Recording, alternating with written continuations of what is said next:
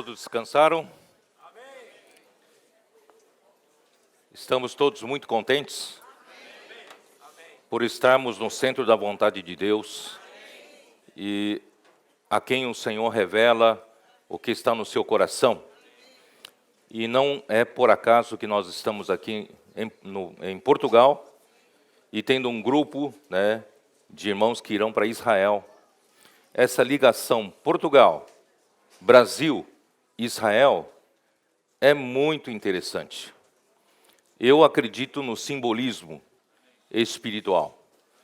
Quando o Senhor nos dá alguns sinais, tem muito significado espiritual por trás. De Portugal, saíram 12 caravelas, saíram de Belém. Quem não foi até... Saíram 14, chegaram 12, E saíram de Belém, e Belém tem um sentido de Deus ter se encarnado num homem. Graças a Deus. O homem não tinha nenhuma forma de se salvar dos seus pecados e da sua condenação, da perdição eterna, mas Deus providenciou, enviando o seu Filho, essa salvação. Nascendo em Belém e chegando no Brasil com 12 caravelas no dia da Páscoa. A encarnação fez com que Jesus, no final da sua missão aqui na terra, morrendo numa cruz, derramando o seu sangue precioso por nós, para a nossa redenção. E foi o nosso ponto de partida. Nós, através da redenção de Cristo, nós recebemos o perdão dos pecados e nós recebemos a regeneração do Espírito, onde nos tornamos filhos de Deus e nós hoje, fomos justificados e temos paz com Deus. E ao chegar no Brasil, Pedro Álvares Cabral, chefiando essa equipe, foram vários judeus que foram fugindo da Inquisição aqui na Europa, e ali surge um comerciante judeu, Barzilai, e Barzilai começou a exportar madeira do Brasil, de uma cor avermelhada, madeira especial, nobre, para a Europa. E essa madeira ficou conhecido como pau-brasil. Pau de Barzilai, pau-brasil.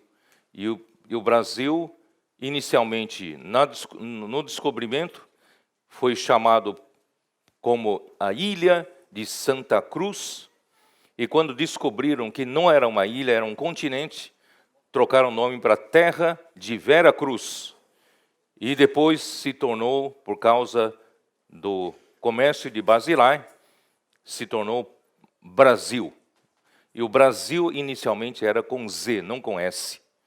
E o Brasil, como dissemos para vocês ontem, tem as iniciais de Israel, que vem da palavra do alfabeto Yud, transliterado da Y, no I, e B é Bila, as 4 mulheres de Israel, Bila, R é de Raquel, a Z de Zilpa e L de Lia.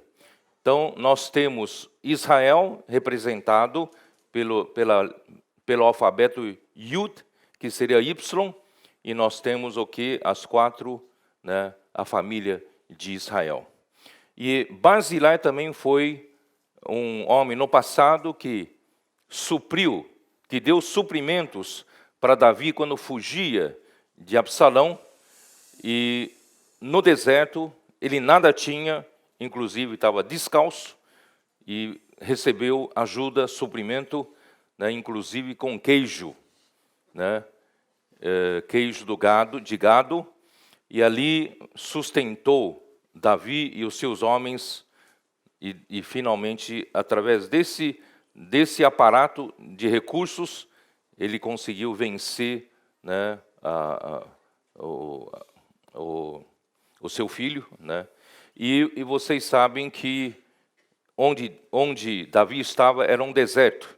Portanto, irmãos, nós podemos trazer esse simbolismo para hoje, que Brasil, ele é o centro de um deserto na América do Sul, para alimentar os filhos de Deus que serão, né, fugirão na grande tribulação e serão acolhidos lá no Brasil e na América do Sul. Portanto, nós precisamos preparar bem aquela terra, pregando o Evangelho, tornar prevalecente no Evangelho do Reino, para que, quando o povo de Deus for perseguido pela grande tribulação, refugiar para lá, tenha um lugar para se sustentar por 3 anos e meio. Irmãos, eu ainda ontem esqueci de dizer para vocês de que o Brasil, um brasileiro diplomata, Oswaldo Aranha, foi responsável pela fundação do Estado de Israel em 1948. Porque em 1947 ele presidiu uma Assembleia Geral, né, extraordinária para uma decisão importante em 47, que é sobre a partição da Palestina britânica. E ali originou-se, em 1948, a declaração da fundação do Estado de Israel. E ele trabalhou nos bastidores para aprovação e articulou. E o Israel é muito grato ao Brasil por causa do Oswaldo Aranha. Ele era diplomata e ele foi um dos ministros de Getúlio Vargas. E ele tem uma praça no centro de Jerusalém com o nome dele, Praça Oswaldo Aranha. Então vocês poderão pedir para o guia visitar essa praça, né? Então, irmãos, olha só essa ligação entre Portugal, Brasil e Israel. Amém. Nós estamos no centro da vontade de Deus, porque Israel é o povo de Deus aqui na terra, e a igreja é o povo de Deus celestial, não é isso? E Portugal foi o que possibilitou o descobrimento dessa terra, que é o deserto, que ninguém iria. Só portugueses mesmo iriam para lá, né? Então, graças a Deus que foi descoberta essa terra maravilhosa, um deserto, e ali Deus está providenciando alimento para todos os filhos de Deus. Amém. Hoje e também na grande tribulação. Por isso, irmãos, tudo isso eu vejo com muita seriedade. Eu não falo isso somente para descontração, mas eu vejo esse simbolismo, tem muito significado espiritual, e nós estamos realmente fazendo a história. Não é por acaso que nessa época, irmãos, dos tempos, isso foi revelado para nós. Até isso, irmãos, é uma revelação. Está sendo revelado para nós percebermos a importância, né, da igreja, a importância do povo de Deus celestial, que nós estamos com bastão na mão para encerrar esta era. Os acontecimentos seculares vão, na verdade, nos acompanhar. A igreja é responsável pelo encerramento desta era e entregar o reino para Jesus tomar posse. E nós não podemos dormir e nem dormitar. Aqui, nessa época, precisamos cingir os nossos lombos. Mesmo vocês que vieram, por algum motivo, para a Europa, se foi para fazer a vida, se enriquecer, eu não sei, ou veio para estudar, veio para trabalhar, mas de qualquer forma, vocês precisam saber que vocês estão aqui para levantar um altar ao Senhor, no lugar onde vocês estão, e ter uma vida da igreja, um santuário, onde o povo de Deus que busca e adora a Deus tenha um lugar para viver. Esse lugar é a vida da igreja, os diversos bucafés, né, levantados justamente para isso, para que o povo de Deus conheça, né, o Evangelho do Reino. Eu fico assustado, irmãos, com a situação do mundo que está avançando muito rapidamente para o final dos tempos. E as coisas estão acontecendo, vocês já ouviram alguém falar que se você colocar um sapo numa panela com água quente, o sapo pula, certo? Você joga numa água quente e pula, porque não quer ser queimado ali. Mas se você coloca um sapo, água fria, numa panela, água fria, e vai com fogo lento, vai aumentando gradativamente a temperatura, ele não vai perceber. E quando ele perceber, já é tarde, já está cozido, né? Então, irmãos, é o que está acontecendo hoje conosco. Não sei se vocês sabem que o mistério da iniquidade já opera. Eu vou ler com vocês, então, Tessalonicenses, né? Isso que... Acho que segunda Tessalonicenses, né? Capítulo 2. Capítulo 2, né? Versículo 7. Com efeito, o mistério da iniquidade já opera, e aguarda somente que seja afastado aquele que agora o detém. Então será de fato revelado o iníquo, a quem o Senhor Jesus matará com sopro de sua boca e o destruirá pela manifestação de sua vinda. Irmãos, hoje, ainda não se revelou o homem da iniquidade, porque a legalidade ainda o impede. Mas as coisas estão virando devagarinho. Não sei se vocês estão percebendo, as coisas estão acontecendo, né, na surdina. Você não percebe, mas as coisas estão mudando. A água está esquentando, você não está percebendo, tá? A água está esquentando aqui na sociedade. E descobriram que a revolução cultural, né, o marxismo, tomar força, né, através da revolução nos países comunistas, como aconteceram nos países comunistas, e não deu muito certo, certo? Na Rússia, aquela tomada de poder, e depois se viu que não deu muito certo. A partir daí, irmãos, houve várias frentes, né, de fazer um outro tipo de socialismo. Por exemplo, o social-democrata. Ele vem de um socialismo fundado na Inglaterra, o socialismo fabiano. O que eles dizem? Eles dizem que se nós promovermos uma revolução para mudar o estado das coisas, né, da burguesia, eles chamam de burguesia, na verdade, esse estado que obedece a um padrão judaico-cristão em que nós vivemos, eles chamam de burguesia. Então, eles querem tirar isso.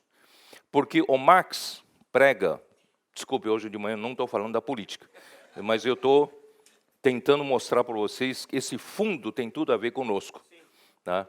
O Marx prega que para que o Estado tome um poder absoluto num país, quando falo de Estado, irmãos, na verdade é apenas a cúpula, né? A cúpula. Esse princípio é o mesmo princípio que eu comentei ontem de Nimrod. Para que o Nimrod pudesse ter poder absoluto sobre o povo que ele governa, ele precisa derrubar o conceito de Deus. O marxismo, ele fica em pé sobre 3 pilares. Um pilar tem que tirar da cabeça do povo o conceito de Deus. Segundo pilar, o conceito da família. O homem não pode viver dedicando-se à família, tem que dedicar ao Estado.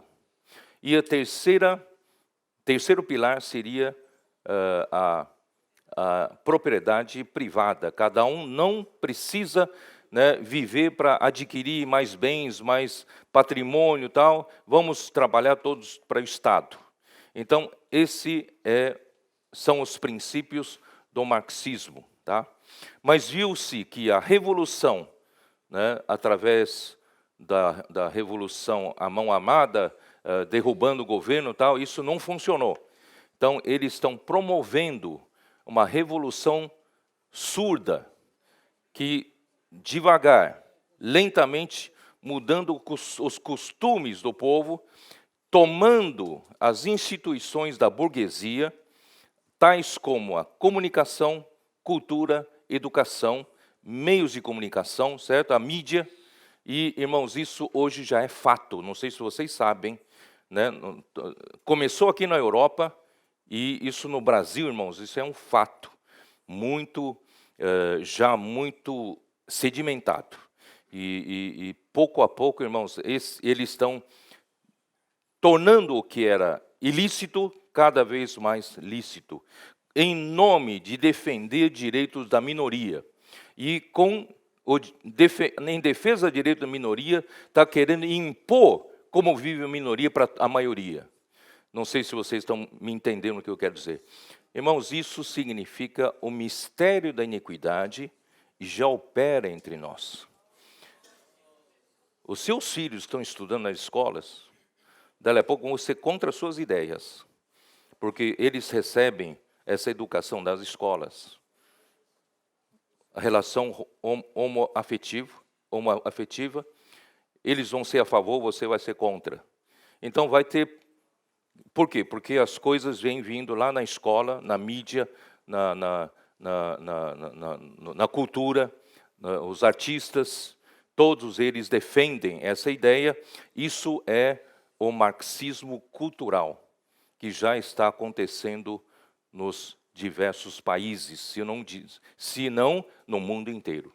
Por isso, irmãos, que o Salomão falou que o amor, não, o Joaquim falou, o amor de muitos se esfriará, por causa dessa invasão surda e lenta, irmão, dessa mudança cultural, essa mudança de cabeça. Dali a pouco, irmãos, você vai ser marginalizado se não pensar como eles pensam. É isso que está acontecendo. E nós? Senhor Jesus. Por isso, vamos olhar 1 Tessalonicenses. 1 Tessalonicenses, Paulo diz o quê, hein? Deixa eu ver se eu acho aqui. Capítulo 5. Irmãos, relativamente aos tempos e às épocas, não há necessidade de que eu vos escreva, pois vós mesmos estáis inteirados com precisão de que o dia do Senhor vem como ladrão de noite. Quando andarem dizendo paz e segurança, eis que lhes sobrevirá repentina destruição, como vem as dores de parto, a que está para dar à luz, e de nenhum modo escaparão. Por isso eu aproveito para alertar os jovens entre nós, vocês que ainda estão nas escolas já estão implantando essa ideia, né, esse pensamento, fazendo uma lavagem cerebral nas crianças, nos jovens. Nós precisamos, irmãos, fundamentar-nos na palavra de Deus. Leia a Bíblia, conheça o Senhor, conheça a palavra do Senhor, para você não ser levado de roldão. Nós não queremos ser a maioria que vai se esfriar com relação ao Senhor. Nós queremos ser aqueles irmãos que estão no centro da vontade de Deus para executar a sua vontade. Amém. Senhor Jesus. Versículo 4. Mas vós, irmãos, não estáis em trevas, para que esse dia, como ladrão, vos apanhe de surpresa. Irmãos, vocês não estão nas trevas. Vocês têm a luz da candeia.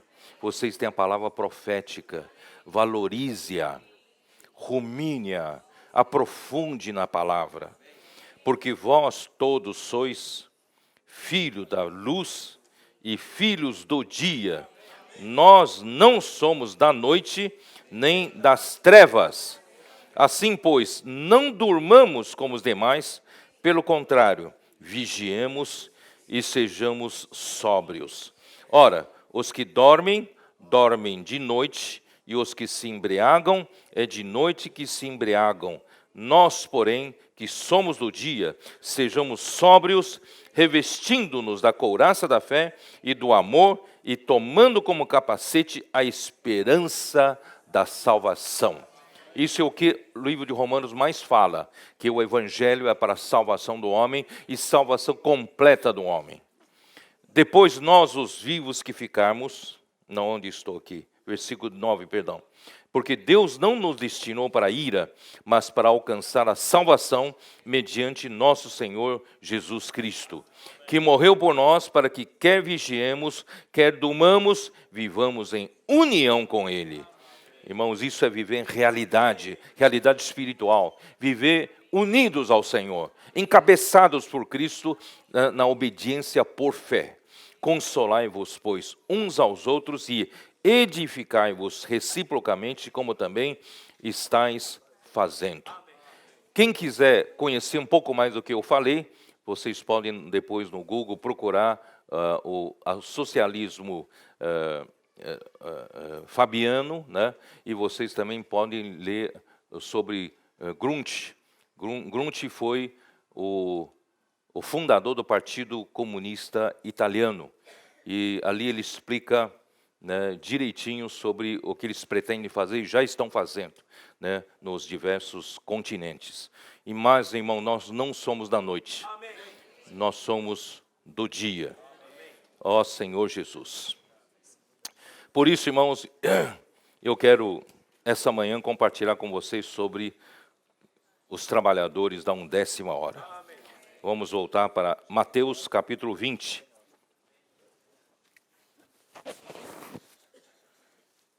Não podemos ficar dormindo, despertai-vos do sono, né?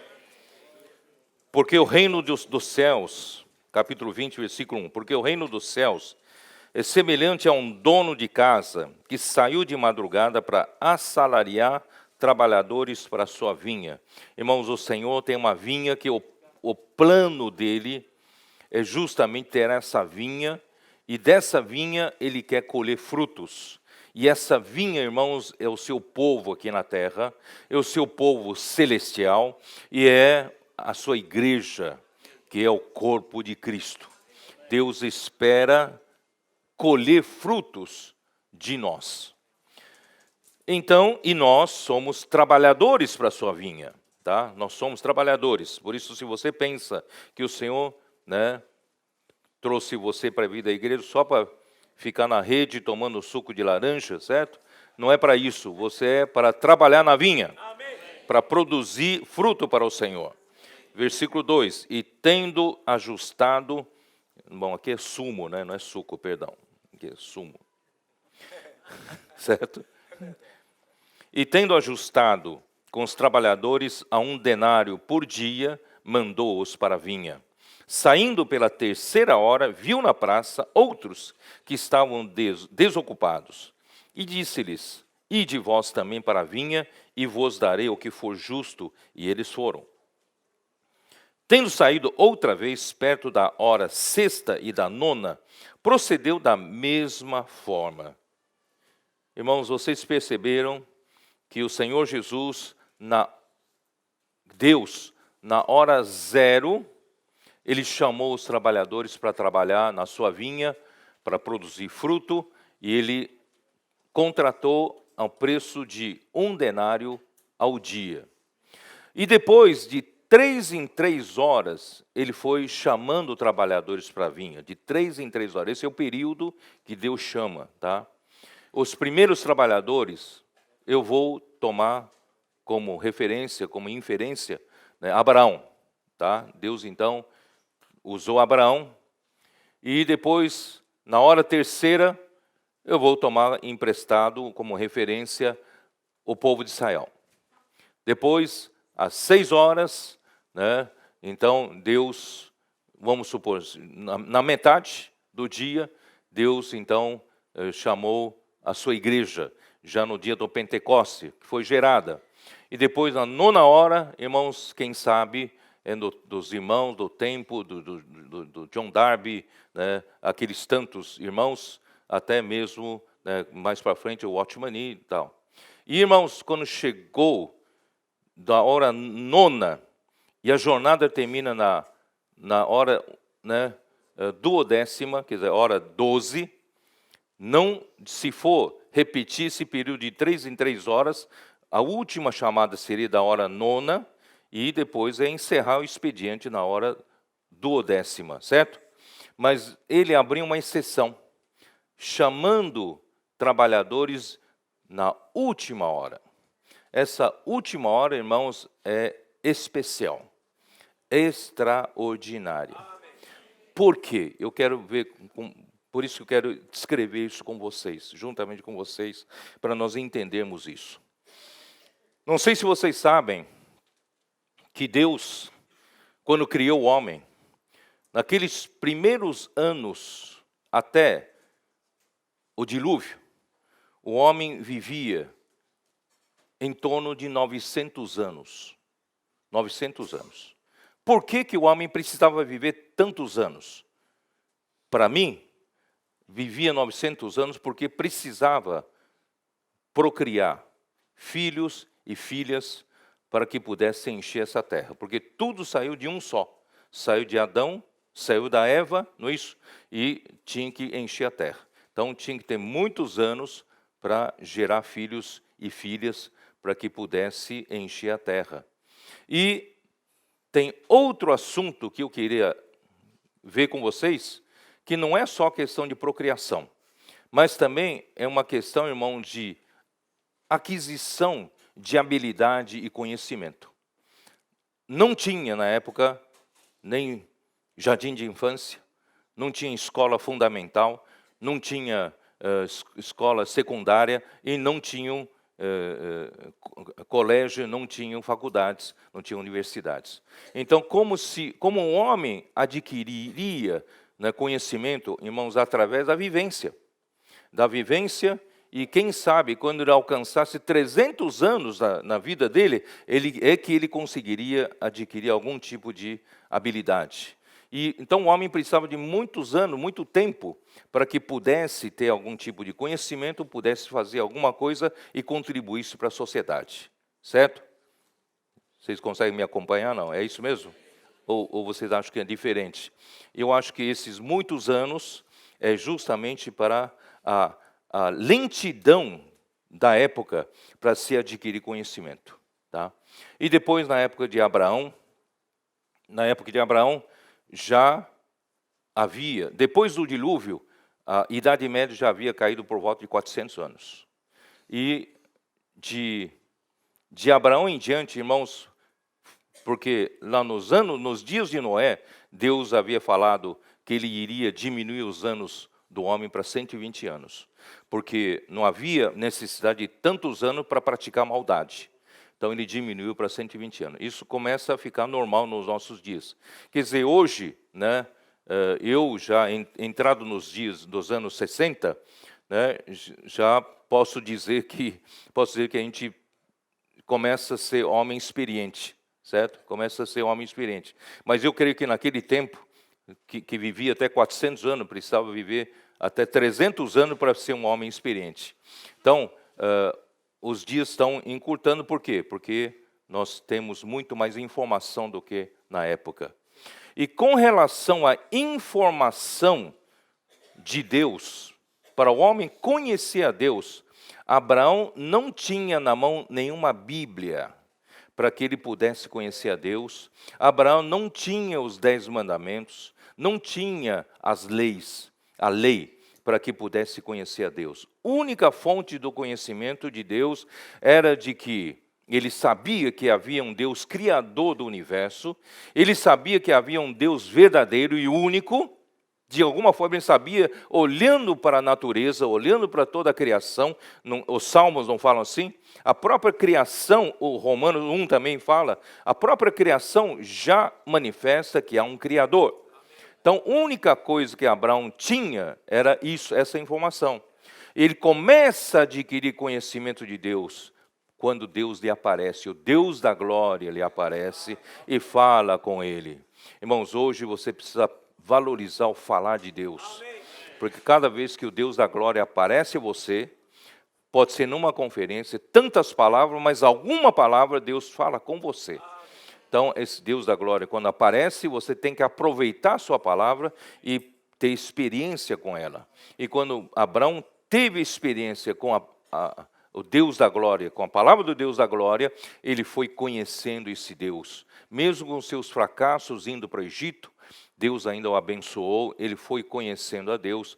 E mesmo nos seus fracassos, grandes fracassos como geração de Ismael, ele pôde conhecer a Deus mais tarde como Deus El Shaddai, que podia suprir tudo que o homem precisasse. Por isso que em Romanos 4, né, registra que Abraão creu num Deus que vivifica os mortos e que chama à existência as coisas que não existem. Porque ele passou a conhecer Deus por meio, né, de Deus aparecendo a ele, dando-lhe experiência, dando-lhe a palavra, e no fim ele se tornou pai da fé de todos nós. E com relação, esses são os trabalhadores de primeira hora, de hora zero. Trabalhadores, né, de hora terceira, vamos supor, que são o povo de Israel. O povo de Israel é um povo rebelde, saiu do Egito cheio de costumes do Egito, como nós, cheio de costumes do mundo, trouxemos para a igreja, e ainda rebelde contra Deus, não é fácil Deus nos domar, não é isso? Cheio de nossas opiniões, cheio de nossos próprios pensamentos e planos, mas graças a Deus, irmãos, Deus está nos domando, cada vez mais, tornando-nos obedientes por fé, né? Está conseguindo nos encabeçar. Esse é o objetivo de Deus. Mas como o povo conheceria Deus? Como é que o povo de Israel conheceu a Deus?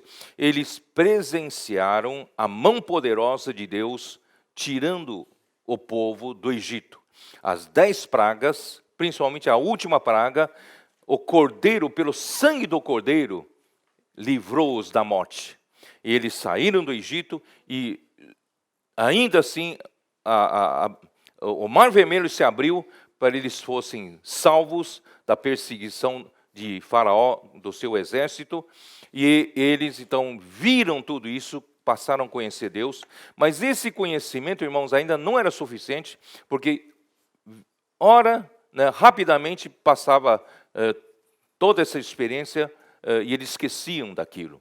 Então, Deus então teve que chamá-los para Monte Sinai, Êxodo 19, e ali então Deus passou a lhe dar o quê? Os 10 mandamentos que estão no livro de Êxodo 20. Então, os 10 mandamentos, irmãos, é a primeira informação escrita para o homem sobre Deus, para o conhecimento de Deus. Irmão, nós temos que valorizar os 10 mandamentos e a lei que foi dada. Por exemplo, quem leu o livro O Deus Presente que se Oculta, onde fala da Ruth e também da Esther, com relação a Ruth, ali havia uma lei que Deus havia dado, de que quando o povo de Israel colhesse, cegasse a terra, e se deixar para trás alguma espiga, não podem recolher. Aquela espiga era para ser deixada para o estrangeiro, para viúvas e para órfãos, quer dizer, para o necessitado. Isso mostra, irmãos, uma pequena lei como essa mostra que Deus nós temos. Nosso Deus é um Deus que cuida dos desfavorecidos, que cuida, irmãos, dos pobres, que cuida dos necessitados. Nosso Deus é um Deus cheio de amor, cheio de misericórdia. E você precisa extrair o conhecimento de Deus através dos 10 mandamentos e através da lei.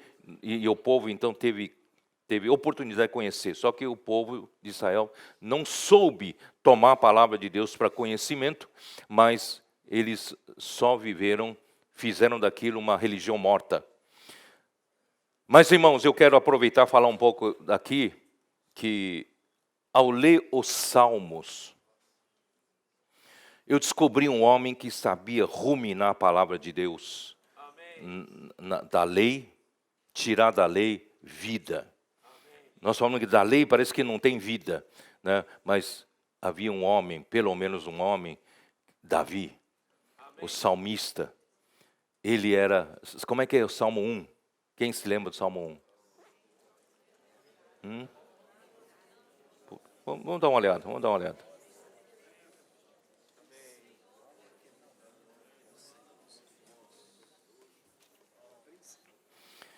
Bem-aventurado o homem que não anda no conselho dos ímpios, não se detém no caminho dos pecadores, nem se assenta na roda dos escarnecedores. Antes, o seu prazer está na lei do Senhor. O seu prazer está na lei do Senhor. Irmão, você tem que ter esse prazer na palavra do Senhor. A lei, porque eles tinham só a lei para conhecer a Deus. Hoje, irmão, nós temos a palavra profética, temos a palavra nos livros, na Bíblia, temos tudo, né? Por isso eu digo, irmãos, que nós levamos vantagem sobre todos os nossos antepassados espirituais, tá? Antes o seu prazer está na lei do Senhor, e na sua lei medita de dia e de noite. Você faz assim com a Bíblia, você faz assim com o alimento diário, você faz assim com os livros que você lê, você aprofunda na palavra. Irmão, não seja a geração de hoje que é tudo superficial. Nunca lê um livro direito. Irmão, nós precisamos aprofundar, aproveitar cada palavra, né? Ele é o quê? Como a árvore plantada junto à corrente de águas, e no devido tempo dá o seu fruto, e cuja folhagem não murcha, e tudo quanto ele faz será bem sucedido. Irmãos, essa é a experiência de Davi. Davi sabia que a fonte de vida estava na lei do Senhor, estava na palavra do Senhor. É a única fonte que eles tinham para conhecer a Deus, para receber um benefício e vida de Deus. Os ímpios não são assim, são, porém, como a palha que o vento dispersa. Por isso os perversos não prevalecerão no juízo, nem os pecadores da congregação dos justos, pois o Senhor conhece o caminho dos justos, mas o caminho dos ímpios perecerá. Irmãos, nós precisamos amar a palavra. Amém. Né? Aí vem os trabalhadores de sexta hora, aí vem os 12 apóstolos. O Senhor chamou os 12 apóstolos e a eles foi dado a revelação do mistério da vontade de Deus. O grande mistério, né? Então, irmãos, nós conhecemos, a palavra se abriu para nós através deles. Mas, irmãos, para Paulo viajar de Antioquia para... A primeira viagem passou por Chipre, não é isso? Por Chipre, depois foi para Icônio, na Ásia Menor. E quanto tempo ele levou para chegar lá? Hoje, talvez de carro, levasse algumas horas. Mas naquele tempo, pegou um navio e provavelmente o navio naufragou e João Marco desistiu de continuar viajando na segunda viagem. Né? Então, irmãos, para Paulo chegar de um ponto para outro era tão difícil. Viajar naquele tempo, irmãos, não sei sobre animal, o que era? Irmãos, no máximo sobre animal, sei lá, carro de boi, não sei o que é. Mas, irmãos, era extremamente difícil e lenta a viagem. E hoje, nós viemos em quantas horas? Bom, nós fomos para Paris e voltamos aqui, né? Mas vocês que vieram de TAP, né? Bem-aventurados que vieram de TAP, eles levaram o quê? Não chega a 10 horas, né? 10 horas, né? 10 horas de viagem, nós atravessamos o oceano e estamos aqui em Portugal. Irmãos, não é maravilhoso? E naquele tempo, essa viagem seria feita com quanto tempo? Em quanto tempo? Seriam meses e meses, talvez um ano, sei lá, para chegar aqui. Eu levei 46 dias de navio de Hong Kong até Rio de Janeiro. 46 dias. 14 meses, Portugal até Brasil. Irmãos, vocês estão percebendo que as coisas estão avançando, né? Os dias estão encurtando. Você não precisa mais levar tanto tempo para fazer cada operação. Nós podemos encurtar o tempo para fazer cada operação. E depois chega no tempo do John Darby, do tempo tal, irmãos, eles, o quê? Eles tinham revelação da Bíblia, graças ao Senhor, tal, mas tinham muito mais dificuldade do que nós. E hoje, Deus chamou os trabalhadores da 1/10 hora, 11ª hora, da última hora, porque termina a jornada em hora 12. É 1 hora de trabalho, irmãos, 1 hora só de trabalho. Por quê? Porque nós temos facilidade no avanço da tecnologia, no avanço da comunicação, no avanço do transporte, irmãos, também no avanço das experiências do povo de Deus e do conhecimento de Deus. É ou não é? Ao mesmo tempo que você está ouvindo essa palavra, no meu Facebook, a mensagem de ontem à noite, quando hoje de manhã eu fui dar uma olhada, já estava em 7.700 pessoas que visualizaram. No meu Facebook.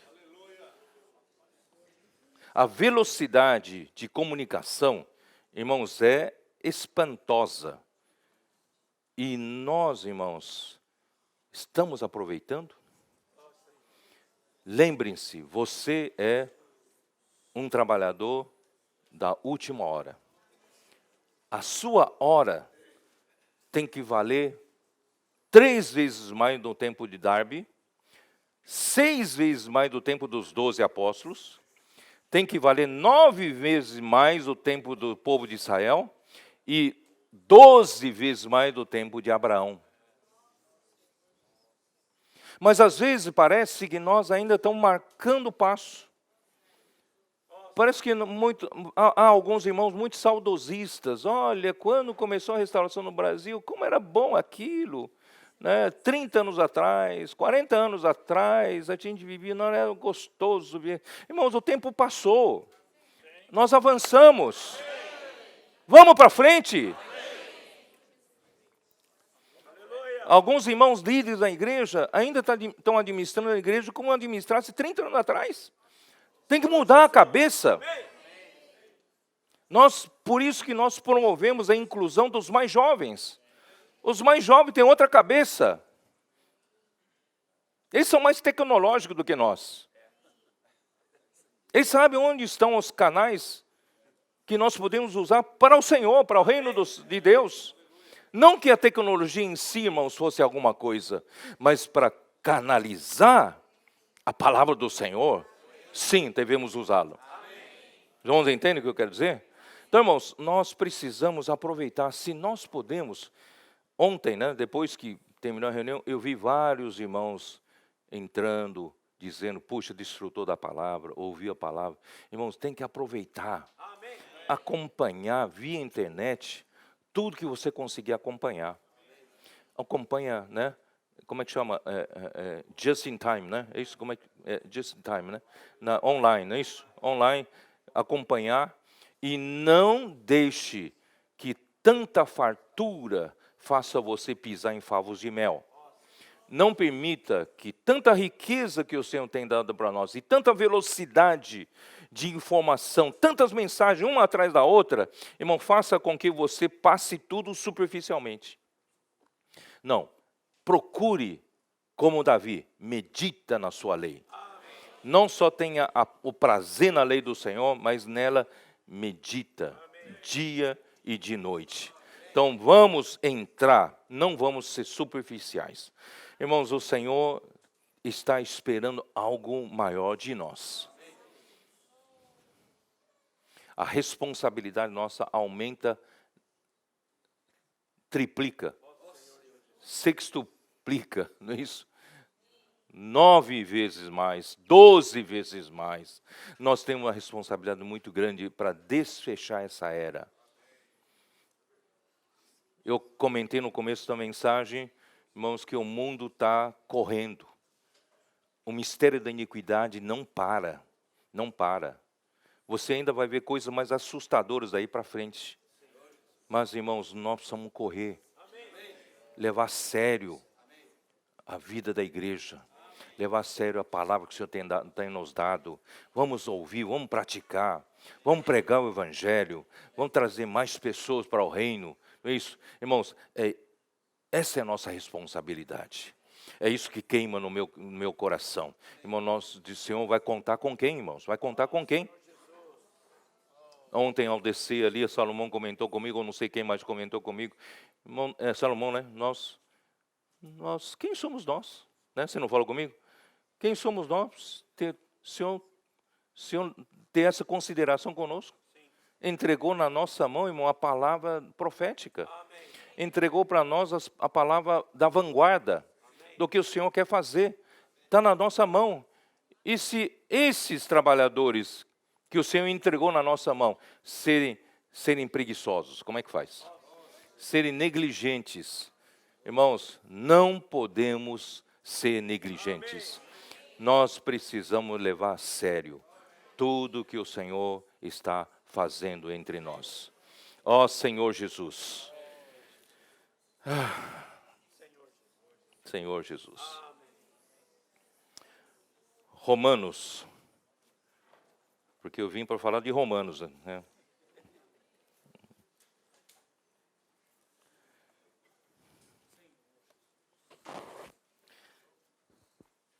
Eu gosto de, toda vez que nós vamos estudar um livro, fazer a contextualização. A contextualização, ela dá profundidade à verdade. Não sei quem é da área técnica como eu. Nós, no meu tempo, a gente fazia um projeto e colocava todos os detalhes do projeto numa planta e um papel. E no nosso tempo eram régua T ou régua paralela, e a gente desenhava tal, e fazia planta. Planta, sabe o que é planta? É olhar de cima para baixo uma coisa bidimensional, com eixo X e Y, X, Y. Não tem profundidade, não tem YZ, não tem eixo Z, não tem eixo Z, tá? E para você conhecer, no outro sentido, você precisava fazer elevações. A gente chama de elevação, que é olhar agora a planta e olhar esse projeto de lado. E então eu faço uma planta desenhando as elevações. E se eu quero saber detalhes, eu tenho que fazer cortes e desenhar, mostrar como era aquilo. Irmãos, se você olhar um livro, o livro de Romanos, só na planta, você vai ver um prédio do formato quadrado, você vai ver só um quadrado. Um prédio de formato curvo, você vai ver só aquela planta curva. Você não vai conseguir ver como ele é, né, na outra vista. Então, quando a gente faz a contextualização, a gente consegue fazer com que aquilo que nós estamos estudando no eixo XY bidimensional, nós passamos a ver a coisa na perspectiva. Né, Alexandre? Você entende o que eu quero dizer? Quando você vê a coisa na perspectiva, você consegue ver as coisas tridimensionalmente. Consegue ver X, Y e Z. Você vê, né? Por isso que hoje, no computador, hoje é fácil fazer isso. Faz uma planta e logo o computador já faz a perspectiva, você consegue enxergar, principalmente para os leigos, não é isso? Vocês vão ver uma planta e não entendem nada, mas quando vem a perspectiva, você consegue entender alguma coisa. Então, assim, quando nós fazemos a contextualização, ele dá profundidade. E você consegue se situar melhor, você consegue ver as coisas de uma forma melhor. Né? Por exemplo, eu falei que no livro de Romanos, qual foi o intuito de Paulo escrever o livro de Romanos? Você poderia ler o livro de Romanos simplesmente, sem entender o contexto, mas se você entender o contexto, você vai ganhar profundidade. Você vai ganhar a perspectiva, né, de como você enxerga o livro de Romanos. Vocês estão me entendendo? Por exemplo, se você entender hoje que Paulo escreveu o livro aos Romanos, mostrando o desejo do seu coração de ir para a Espanha. Ali, logo no capítulo 1 de Romanos, ele revela o seu desejo de que ele queria passar por Roma e ser encaminhado pelos santos de Roma para a Espanha. Por quê? Porque ele já considerava que todas aquelas regiões em que ele estava trabalhando, nas 3 jornadas dele apostólicas, já era um trabalho feito. Ele precisava abrir novos campos. Essa revelação, irmão, o Senhor deu para nós. Eu não vi isso em lugar nenhum. Nenhum mestre da Bíblia falou isso. Nós vimos isso. Amém. Ganhamos essa revelação. Então, tanto é que em Mileto, quando ele chamou os presbíteros da igreja em Éfeso, ele falou que daqui para frente vocês não vão ver mais meu rosto. Por quê? Porque já havia decidido partir para outro campo de ação, de atividade, que é a Espanha. Ele queria conquistar a Europa. Essa era a cabeça dele quando escreveu o livro de Romanos. Se você tiver isso em mente, você vai entender Romanos melhor. E por outro lado, ele queria, ainda assim, passar por Jerusalém. Porque ele queria pagar uma dívida para com seus conterrâneos. Ainda que ele não fora encarregado o ministério para os judeus, mas ele queria, tanto o ardor que tinha no seu coração, de que aqueles que eram seus compatriotas, aqueles que estudaram com ele aos pés de Gamaliel, ele sabia como eles eram zelosos, amavam a Deus, amam a palavra de Deus, só que sem entendimento. Ele estava desesperado.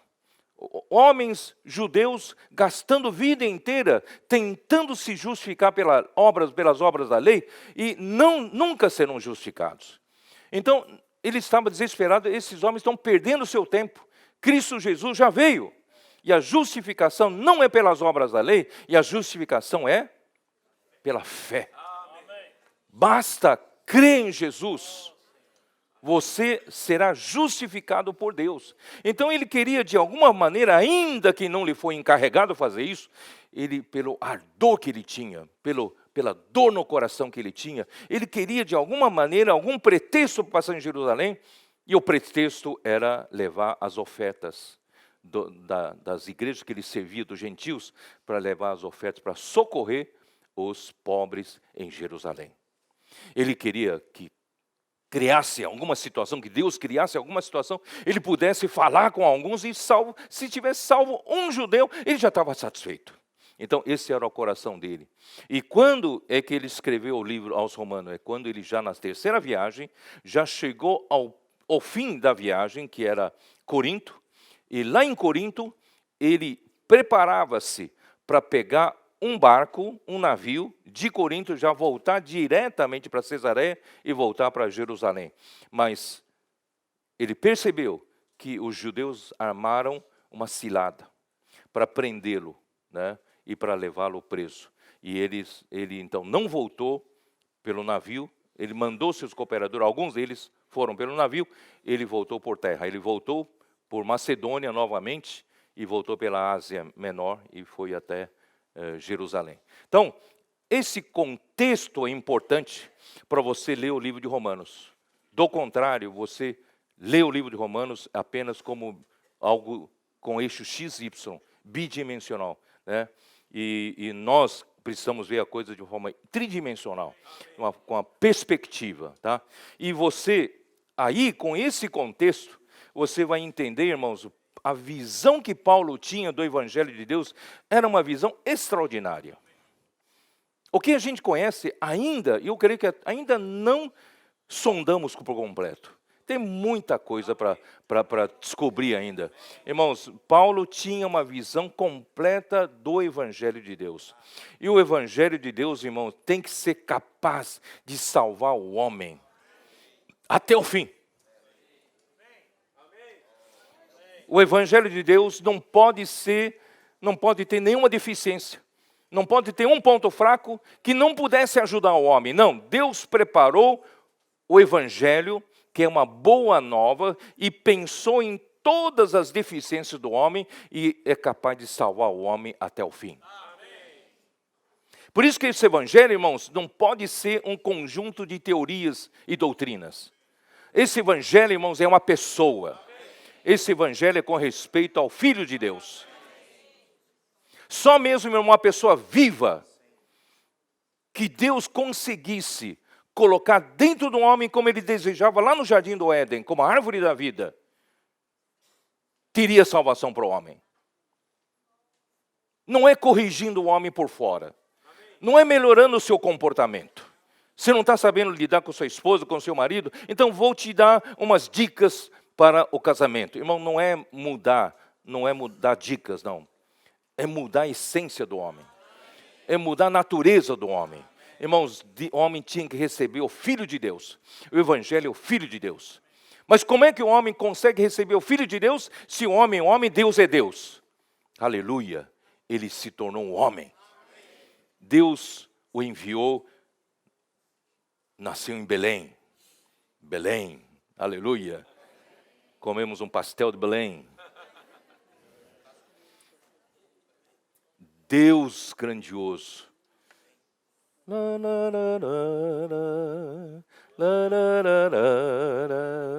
O Deus grandioso se tornou um homem em Belém. Um homem humilde. Um homem que sofreu. Tinha as mesmas debilidades que nós. Ele sofreu as mesmas tentações que um homem normal sofre. Mas ele nunca pecou. Ele foi obediente até a morte. E morte de cruz. E Deus o exaltou sobremaneira. E lhe deu um nome que está acima de todo nome. Para que todo joelho se dobre a esse nome e toda língua confesse que Jesus Cristo é o Senhor. Esse é o Evangelho para nós, irmãos. Essa pessoa é o Evangelho. Quando Deus deu essa pessoa para nós, é o Evangelho completo, sem nenhuma falha. Não tem uma coisa que você precise para a sua salvação que não esteja já planejado nesse Evangelho. Irmãos, graças a Deus, ele veio na descendência de Davi. Por isso, irmãos, muitos acham, talvez no tempo de Romanos, alguns achassem que, então, judeus estão aqui de intrusos, né? Não é tão importante judeu. Hoje são os cristãos, é a igreja e tal. Irmãos, não, judeus são importantes. Que eles foram o povo de Deus. E Deus ainda vai salvar alguns deles. Os remanescentes será salvo. E Deus ama esse povo. E quem abençoa Israel será abençoado. Quem amaldiçoar será amaldiçoado. Não é uma questão racional, não é uma questão técnica. Não é isso? Você amar o povo de Deus. É a sua bênção. E muito mais nós, irmãos, a igreja. Quem nos abençoar vai ser abençoada. Quem nos amaldiçoar será amaldiçoado. A igreja é a menina dos olhos do Senhor. Porque Ele salvou, irmãos, com o seu próprio sangue. Ó Senhor Jesus. Então nós que estávamos já sem esperança. Porque todos pecaram. Durante toda geração, as gerações, desde Adão até dilúvio, tudo que Deus conseguia ver em Gênesis 6 era maldade na terra. Tudo que Deus conseguia ver era violência na terra. Não havia quem fazia o bem, com exceção de Noé, que achou graça diante do Senhor. Por isso Deus salvou a família de Noé, 8 pessoas, achando que depois do dilúvio pudesse ter um novo começo com a raça humana. Mas, irmãos, logo, com 100 e poucos anos depois, surge o Nimrod e tem sede de poder e derruba o pilar de Deus, né, que é tirar o temor de Deus, né, do coração dos homens. Aí o homem começa a se arruinar de novo. No tempo de Abraão, não havia, irmãos, quem adorasse a Deus verdadeiro. Deus teve que chamar uma pessoa e ele, finalmente, em Siquém, levantou um altar ao Senhor.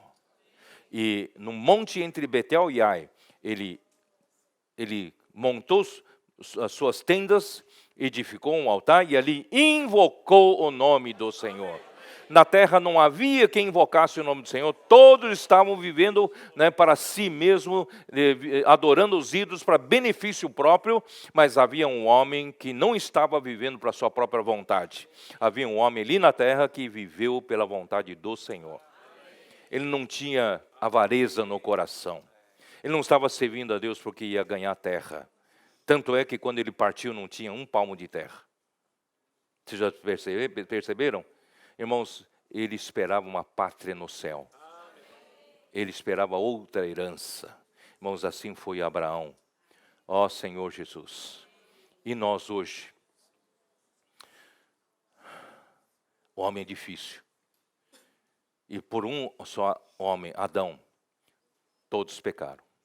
Por uma só ofensa, por uma só transgressão, entrou o pecado no mundo, e pelo pecado entrou a morte. E a morte passou para todos os homens.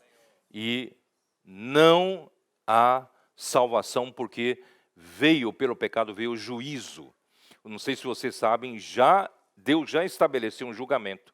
Nós, homens, já fomos julgados e já fomos condenados. Você não acredita? Vou ler para vocês. Está no Romanos 5. Romanos 5. Primeiro, versículo 12, eu já falei, né? Portanto, assim como por um só homem entrou o pecado no mundo, e pelo pecado a morte, assim também a morte passou para todos os homens, porque todos pecaram. Versículo 16. O dom, entretanto, não é como no caso em que somente um pecou, pelo que o julgamento derivou de uma só ofensa para condenação. Já fomos condenados. Veio de uma ofensa para condenação, né? Perdão. Não, é isso, né? Porque o julgamento derivou de uma só ofensa, quer dizer, já fomos julgados e já fomos condenados. Pois a graça dele transcorre de muitas ofensas para a justificação. Aí versículo 18. Pois assim como por uma só ofensa veio o juízo sobre todos os homens para condenação, assim também por um só ato de justiça veio a graça sobre todos os homens para justificação que dá vida. Irmãos, por causa de Adão, da ofensa de Adão, já fomos julgados. O juízo já ocorreu. Não adianta você mandar um advogado para defender você, porque já foi julgado. Você já foi julgado. E já foi condenado. E todos nós estamos aqui, o homem espera na terra, esperando só cumprimento da sentença. De ir para o lago de fogo, destruição final. Irmãos, mas graças a Deus, Deus providenciou a morte de seu filho, que cumpriu a redenção por nossa causa. E Deus, por causa da morte de Cristo, irmãos, Ele nos justificou. Ó Senhor Jesus, quão grato eu sou ao Senhor. Eu não mereço nada disso, mas, irmãos, Deus providenciou. Capítulo 3 de Romanos, que diz aqui, ó, versículo 21. Mas agora, sem lei, se manifestou a justiça de Deus, testemunhada pela lei e pelos profetas.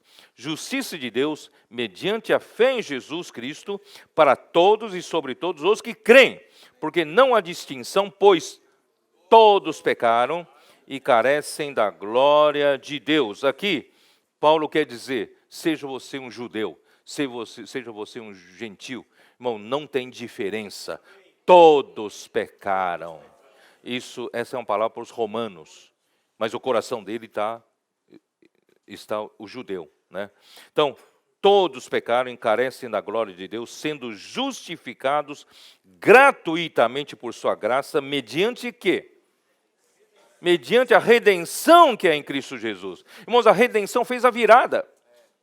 E a redenção é por meio da morte, né, do seu filho, a quem Deus propôs no seu sangue, assim como a cruz que veio para o Brasil, irmãos, no dia da Páscoa, fez a virada, né?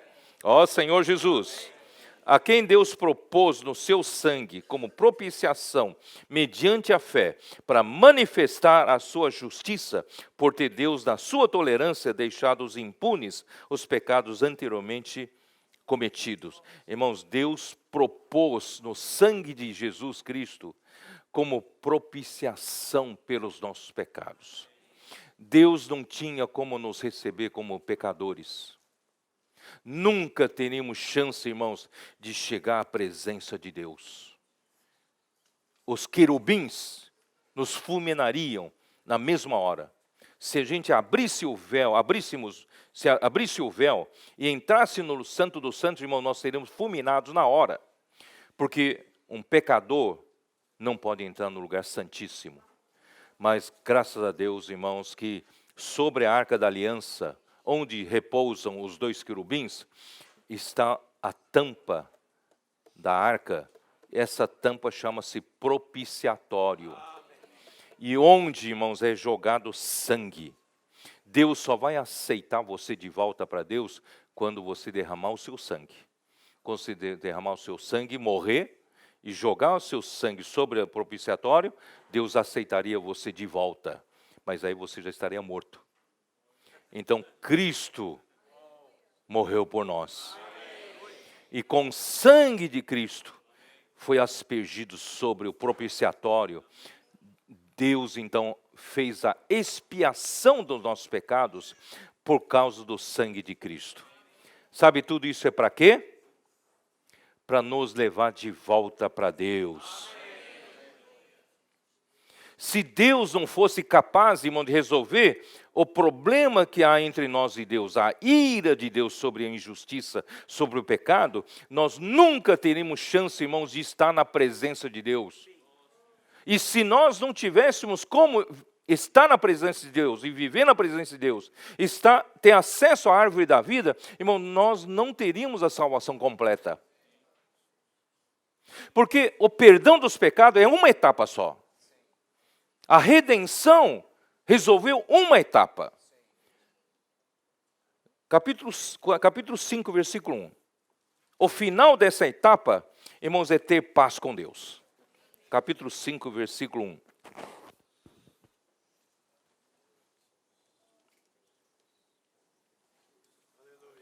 Justificados, pois, mediante a fé, temos paz com Deus, por meio de nosso Senhor Jesus Cristo. Irmãos, nós nada tivemos que fazer, nem tivemos que morrer. Cristo morreu em nosso lugar. Com seu sangue, Deus aspergiu sobre o propiciatório. E hoje podemos vir ao trono da graça. Sabe onde é o trono da graça? Quem sabe onde é o trono da graça? Tanto é que em inglês não tem a palavra propiciatório, que é a tampa da arca. No inglês, o propiciatório chama-se o trono da graça. O trono da graça, irmãos, é um propiciatório. Isso está em Hebreus 4, não é isso? Hebreus 4. Não sei se vocês estão valorizando isso que eu estou falando, porque é o segredo da nossa salvação completa.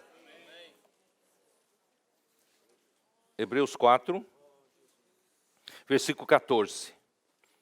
Tendo, pois, a Jesus, o Filho de Deus, como grande sumo sacerdote, que penetrou os céus, conservemos firmes a nossa confissão. Por quê? Porque não temos sumo sacerdote que não possa compadecer-se das nossas fraquezas. Antes, foi ele tentado em todas as coisas a nossa semelhança, mas sem pecado. Ele fez tudo por nós. Seu sangue foi aspergido sobre o trono da graça, sobre o propiciatório. Agora, irmão, nós podemos entrar no Santo dos Santos, porque no dia em que Jesus foi crucificado, no momento em que ele expirou, o véu do santo lugar, o acesso ao Santo dos Santos. Porque, irmãos, o sangue de Cristo já foi aspergido sobre o trono da graça. Não mais seremos fulminados quando nós entramos na presença de Deus. Portanto, acheguemos-nos, confiadamente, junto ao trono da graça, a fim de recebermos misericórdia e acharmos graça para socorro em ocasião oportuna. Sabe por que isso é importante? Porque, irmãos, até nós sermos salvos do inferno, vamos dizer assim, até nós sermos salvos do juízo final, da perdição eterna, irmãos, a redenção de Cristo resolveu o nosso problema. E apenas por pela fé, apenas por crer em Jesus, nós já alcançamos essa etapa. E Ele fez o que? A reconciliação entre nós e Deus. Ele aplacou a ira de Deus. Hoje, irmãos, nós temos, por meio de Jesus Cristo, paz com Deus. Eu tenho paz com Deus. Não tenho problema entre mim e Deus. Mas, irmãos, é para que isso? Aí vem a segunda etapa que poucos cristãos enxergam. A segunda etapa, irmãos, é sermos salvos pela sua vida. Pela morte de Cristo, nós somos salvos da perdição eterna. Aí nós, pela fé, nosso espírito nasceu de novo. Aquele que é nascido da carne continua sendo carne, mas o que é nascido do espírito é espírito. Disse Jesus a Nicodemos: nós nascemos de espírito e nós nascemos filhos de Deus. Temos a vida de Deus no nosso espírito. Porém, a nossa alma continua sendo a mesma de antes, sem salvação. A nossa alma precisa ser salva. Aquela alma tão complicada que durante séculos e gerações, Deus não conseguiu mudar. Pouco tempo, o homem se corrompe. Pouco tempo, a maldade enche a terra. Em pouco tempo, a violência enche a terra. Irmãos, é difícil o homem, Deus, lidar com o homem caído. É difícil. E a nossa alma é a fonte de todo o problema. E essa alma ainda está intacta. Essa alma precisa de salvação. E Deus não para na primeira etapa. Mas a segunda etapa, irmãos, Deus só consegue fazer um trabalho quando você se achega a Deus no Santo dos Santos. Deus fez todo o trabalho por meio do seu Filho, irmãos, é para chegar você diante de Deus em paz. Mas daí para frente, irmãos, você precisa o quê? Permanecer na presença de Deus. Você precisa buscar ser suprido de sua vida. Aí vem a responsabilidade dos trabalhadores de última hora. Vamos acelerar o processo? É possível Deus mudar você? Eu nasci assim, fui criado assim, eu vou morrer assim. Quando marido e mulher brigam, eu sou assim mesmo. Você casou comigo assim mesmo? Você está esperando mudança? Não vai mudar, nunca. Mas Deus quer mudar você. Você acredita que você pode ser salvo na alma? Você pode ser mudado? Todos creem que podem ser mudados? Vou perguntar para as esposas agora. Para a esposa. Você acredita que seu marido pode mudar? Não.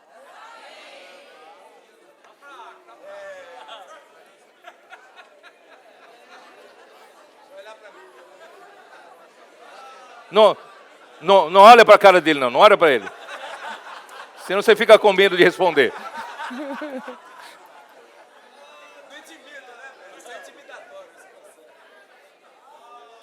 Mas tantas vezes ele já falou para você que iria mudar.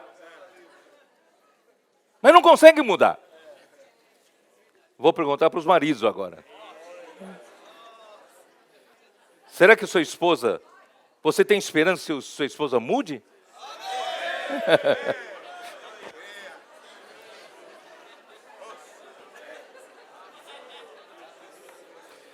Irmãos, de fato, Deus providenciou uma salvação completa para o homem. É isso, irmãos, ainda está faltando os principados e potestades verem.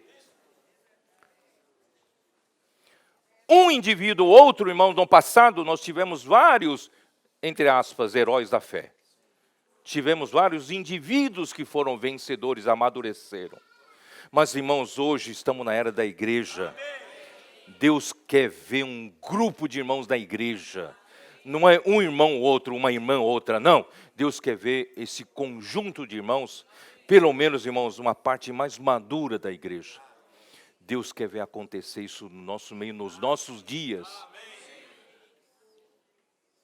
O que para 6 horas atrás era difícil, para trabalhadores de última hora, irmão, tem que se acelerar. Tem que ser mais rápido. Não podemos mais ficar marcando passo, a passo de tartaruga, como se estivéssemos se estivéssemos há 1.500 anos atrás. Não.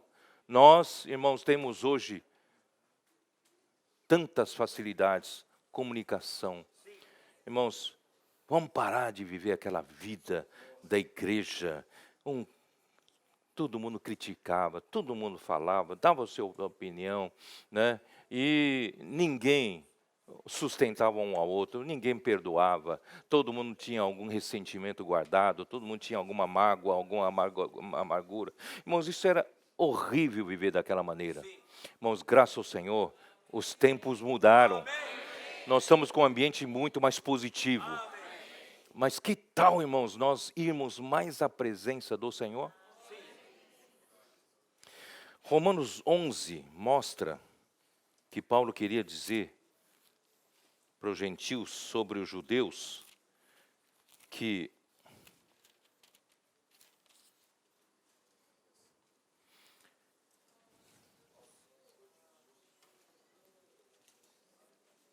versículo 16. Esse é o nosso segredo de ter essa salvação completa. E se forem santas as primícias da massa, igualmente o será na sua totalidade. Se for santa a raiz, também os ramos o serão. Irmãos, o segredo é você viver ligado à raiz santa. Depois da primeira etapa, que eu chamo de justificação, ou melhor, Paulo chama de justificação, vem a segunda etapa que Paulo chama de santificação. E a santificação começa em você viver na presença de Deus. Não tem outra maneira. Você precisa vir à presença de Deus e ali permanecer. Porque ali está a sua raiz. Ali está a seiva. A raiz e a seiva, uma seiva santa, torna você santo. Santifica você. Irmãos, eu quero dizer outra vez, a santificação para muitos crentes é viver uma vida sem pecados, viver uma vida boa, sem prejudicar ninguém. Irmãos, isso não é ser santo, isso é apenas um conceito moral. Pode incluir na santa, mas não é isso. O que é santidade? O que é ser santo? Irmãos, só Deus é santo. Em todo esse universo, Deus diz assim, eu sou o único, além de mim não há outro. Por isso ele é santo.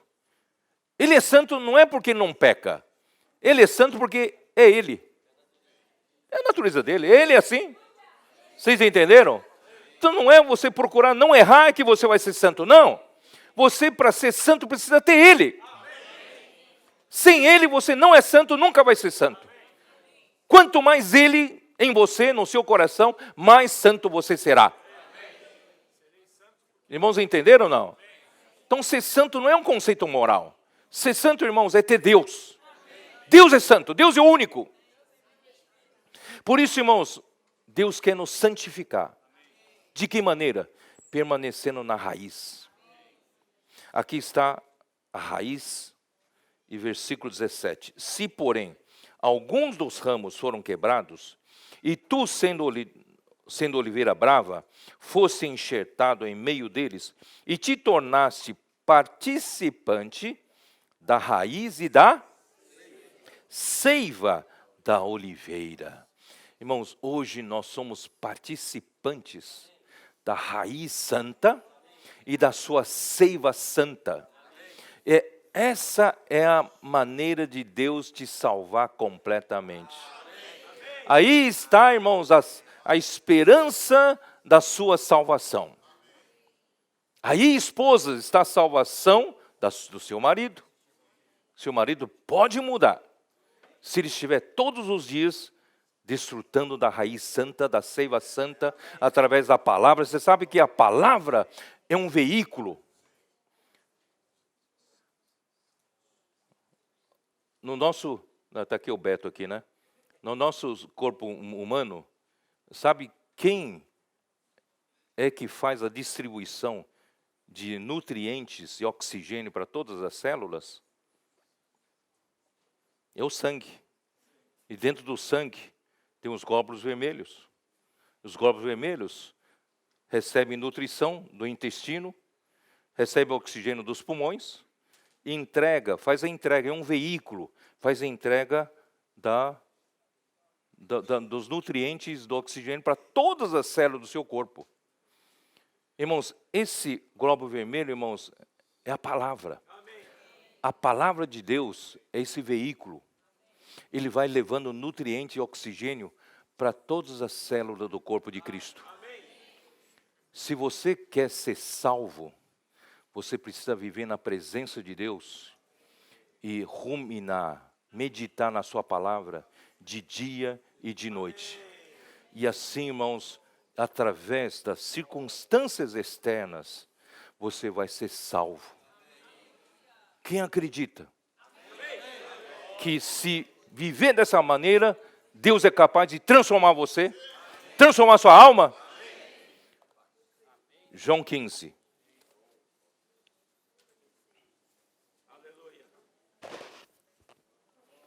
Eu sou a videira verdadeira, e meu pai agricultor. Todo ramo que estando em mim não der fruto, ele o corta, e todo que dá fruto, limpa, para que produza mais fruto ainda. Irmãos, nós somos enxertados a oliveira boa, nós nos tornamos ramos da videira verdadeira. Esse é o plano da salvação de Deus. Irmão, não há outro plano da salvação de Deus, não há maneira de Deus te salvar se não levar você até a presença de Deus. Não levar você a permanecer na presença de Deus, para você estar ligado a essa entidade orgânica universal, que é a videira verdadeira. E o objetivo dele, irmãos, é obter fruto de nós. Ele quer obter fruto, como naquela vinha, os trabalhadores têm que apresentar fruto para ele. Ó Senhor Jesus, permanecei em mim. Vós já estáis limpos pela palavra que vos tenho falado. Irmãos, a palavra limpa. Você sabe que o sangue também é responsável pela limpeza do corpo? Tira todos os resíduos, todas as toxinas, tira tudo, não é isso que é para jogar no lixo, né? Ele tira, recolhe e joga. A palavra nos limpa, nos traz nutrientes, oxigênio, também nos limpa. E nós já estamos limpos pela palavra. Permanecei em mim, e eu permanecerei em vós. O segredo é permanecer. Entrar no Santo dos Santos é até fácil. Invocar o Senhor, entrei no Santo dos Santos, estou no Espírito, mas permanecer. Irmão, ficar todo o tempo na comunhão com o Senhor. Né? Não precisa ficar fechado num quarto durante 24 horas orando, não. Você pode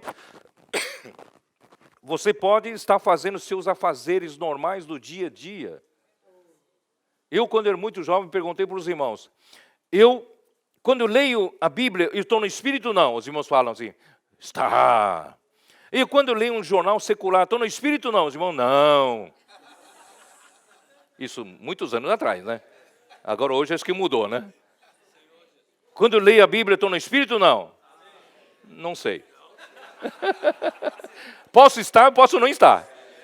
Quando eu leio uma revista, estou no Espírito? Não. Pode estar, não é?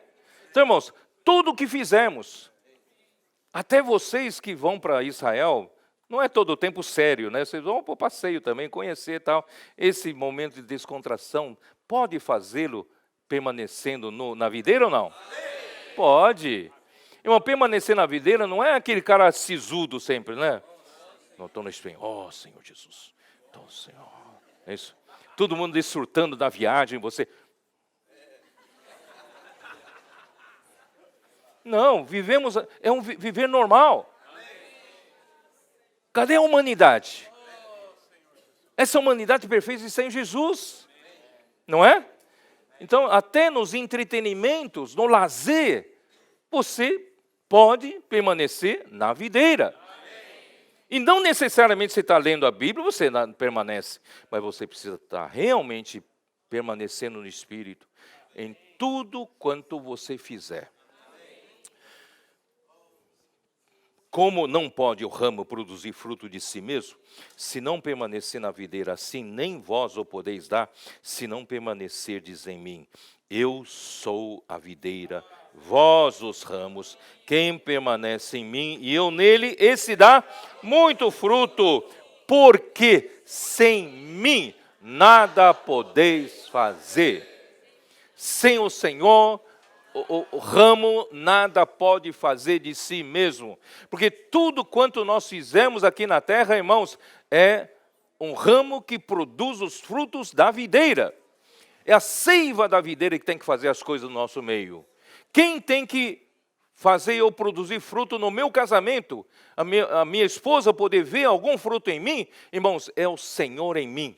É a seiva do Senhor em mim. Não é eu tentar produzir, ser mais... Eu, em mim mesmo, procurar ser mais carinhoso, mais isso, mais aquilo. Não, irmãos, é permanecer na videira. Sem o Senhor nada podemos fazer. É permanecer no Senhor. Esse é o segredo. Amém. Irmãos, o Senhor requer isso de nós. Já faz 20 séculos da existência da igreja. Ainda não vimos, irmãos, esse grupo de pessoas, não indivíduos, mas um grupo de pessoas maduras, realmente vivendo essa realidade. Acho que está na hora, porque não há tempo a perder. O mistério da iniquidade já opera, as coisas estão andando muito rapidamente, o sapo já está na água com uma temperatura já quase para cozê-lo, né? E nós não podemos ficar dormindo, como trabalhadores de última hora. Irmão, vamos apressar. Cada um, irmãos, levar muito a sério essa vida cristã. A palavra, irmãos, tem muito valor para nós. A palavra nos faz produzir fruto, permanecer no Senhor, viver no Espírito. E nós procurarmos, irmãos, aprofundar na palavra. Não ficar tudo na superficialidade, mas ruminar, meditar, né? E nós vivemos a vida da igreja, pregando esse evangelho, irmão, para muito mais pessoas que precisam dessa maravilha da salvação do Senhor. E esse processo de santificação vai acontecer no nosso meio. Eu acredito, irmãos, em pouco tempo, porque não temos muito tempo, em pouco tempo, nós vamos ver essa igreja gloriosa, já nos nossos dias. Eu não tenho muito mais anos, irmãos, eu quero ver com meus olhos acontecer a igreja gloriosa. Ter aqui, realmente, cada igreja tem um grupo de irmãos maduros, crescidos, cheio da vida de Deus, a vida santa de Deus. Por isso, irmãos, se nós fomos reconciliados, Romanos 5, que é o tema geral dessas conferências, né? Versículo 10. Porque se nós, quando inimigos, fomos reconciliados com Deus mediante a morte do seu Filho, irmãos, a morte do seu Filho nos fez estar em paz com Deus. Fomos justificados, fomos o quê? Reconciliados com Deus. Muito mais, estando já reconciliados, seremos salvos pela sua vida. É possível isso? Vamos provar para os anjos caídos que é possível nos nossos dias. O Senhor não precisa mais esperar muito mais. Que nos nossos dias, irmãos, isso possa ocorrer. E a vinda do Senhor está às portas. O Senhor abençoe todos vocês. Amém. Jesus é o Senhor.